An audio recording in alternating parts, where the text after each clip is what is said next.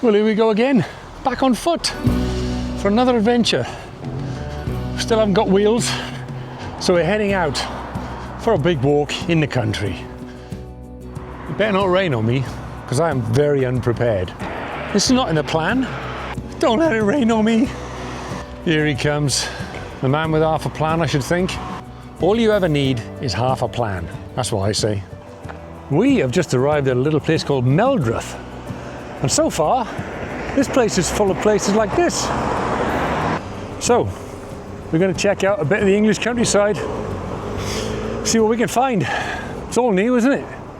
We've got our first little bit of half interest. Look at that. It's not very often you see a terrace, a row of terrace cottages, all under the same thatched roof, with all higgledy-piggledy roofs and little tiny doors and tiny windows. I'm going to show you just how small this is and how small these doors are. Right, check this out. I am not ducking. This is normal. This is normal height. I mean, who are these people? Who were they? That's tiny. There you go, more thatched roofing. Something probably Americans would find fascinating. These fine cottages and the two adjacent ones westwards were acquired in 1938 by the Cambridge Preservation Society. And there you go. All right, boy. I'm not going to bother you. Take it easy. Actually, a little bit scary. A bit unnerving. Hey, who knew? Dinosaurs still exist. And they leave them in with the kids. Good idea. Every golfer needs his game spiced up a little bit by a velociraptor chasing him down the course. About as American as you can get in the UK, I think. Yeah, it is a bit plum-like. It's got plummy texture. I wanted to be posh one day. Never happened. Never will. So there's your green, there's your standard golfing hole. There's your big old hole for a football. So you get your pesky little 12-year-olds going around walloping the ball over the place, aiming for this thing.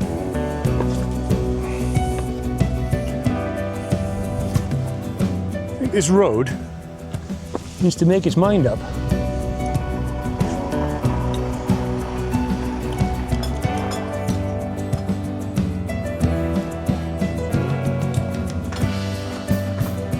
Cafe Amigo. That's a nice little stop. Obviously a cyclist stop, as you can tell, but perfect spot for it. What a lovely little find.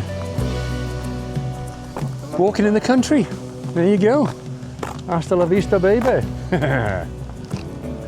It's that part of the world where cottages are pink and picture perfect.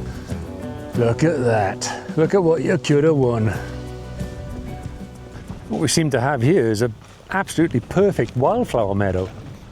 This must have been left to go naturally wild, to leave maybe the birds and insects have a place, have a little haven to hide away and enjoy themselves. There's some butterflies I can see.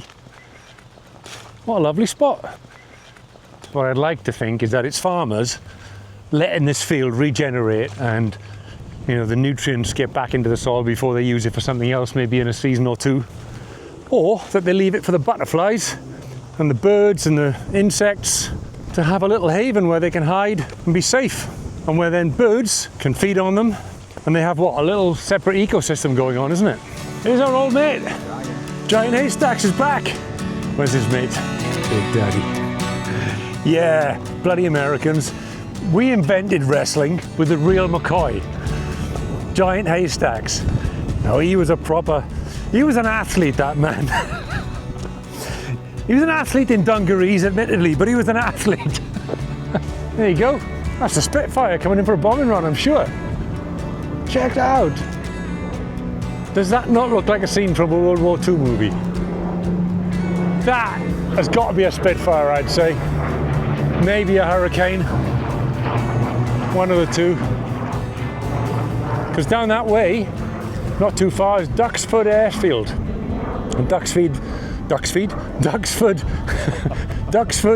Airstrip and Museum, I think it is.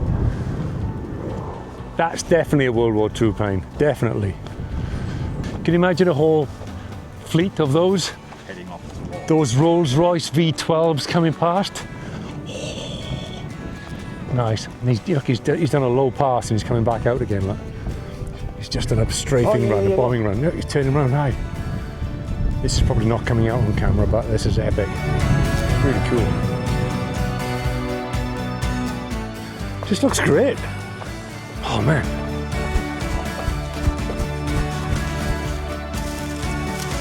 Look at this. How cool is that?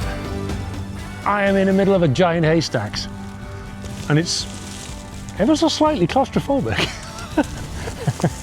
Get out. It's like the hay version of Petra. Like that, you've got to just about squeeze your way through. This is... Oh. I feel like Indiana Jones in the haystack of doom. Hello, how are you?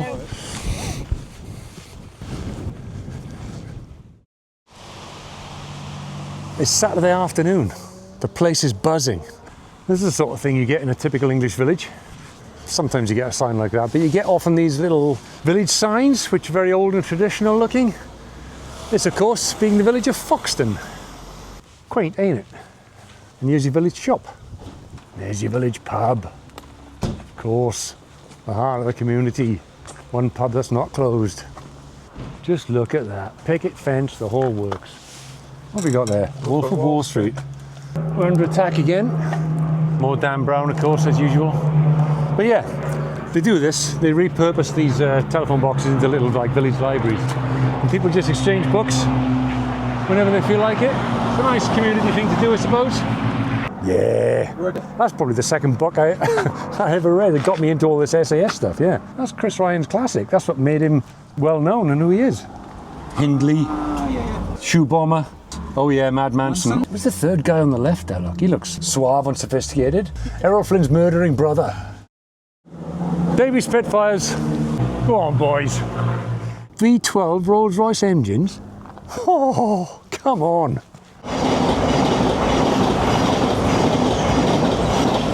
Man, I couldn't look more like a train spotter if I tried. Typical Cambridgeshire railway station, I suppose. Wait.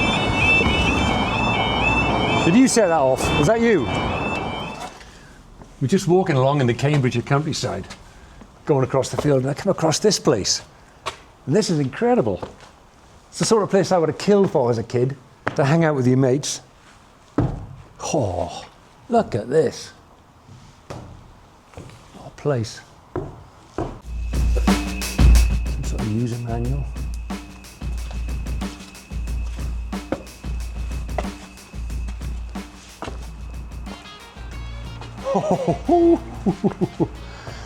Oh man, check this out. This is epic. Yeah, but you got to test the floor big time. I think it's okay in most places. This would be full of kids when I was young, hanging out here. This is the ultimate den. It's got a roof and everything. Louise, man. Louise, yeah. What a place. This is an accident waiting to happen as a kid, isn't it? How many of these nails are you going to get in your shins and your feet? I may even do it now if I'm not careful, but look at this lot. All these, and they're square nails too, look. Nice, do a proper job with them.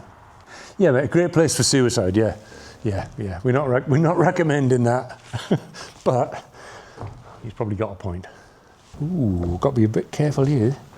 This looks a bit rotten. Pick my footsteps properly. I do not want to go through here right now. Stay on the beam. Ooh, that feels a bit rotten. That could be your view. I'm not going to go too risky. Try and stay on the beams. What a very cool place. There goes the train. We were just wondering what the vandals get up to when they're around here and what the kids do in their spare time. This is the sort of place they come. And do you know what they do when they get here? They read Macbeth.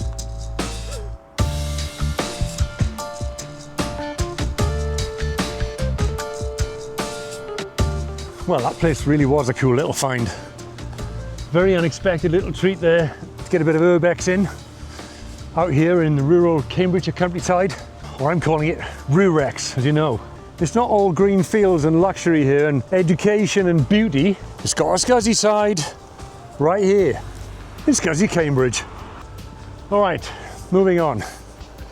The other thing we get in these parts is fields of sunflowers, like this one. How's it going? Yeah, I know, it's exciting, isn't it? I'm 6'2", this guy's 6'4". He must be Tony. Nice to meet you. How are you doing?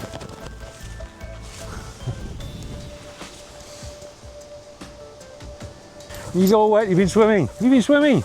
Don't touch this one. Well, all right. It's fine as long as you don't try and talk to him or touch him. Okay. And he's a rotty, so we better leave him alone. He's got a form. And he thinks they're going to grab him. Okay.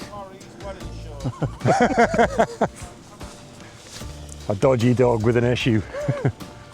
And yet more thatched cottages, a thatched terrace there with a creature on the roof. So I've just quickly checked, this little village is called Barrington. Never heard of it, but it's a Cambridgeshire village, and I suppose it's very, very scenic, which is why on this walk we do a loop around it. So I think we go that way.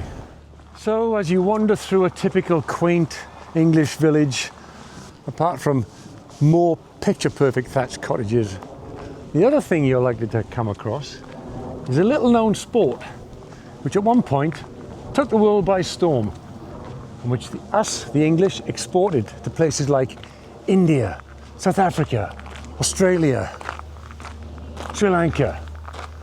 And you'll find that sport is cricket, played on just about every village green in the summer in the countryside of England, all over the place.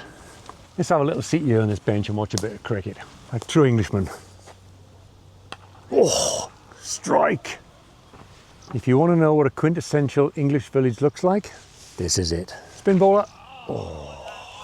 What we have here, ladies and gents, for your viewing pleasure, is an Urbex hotel.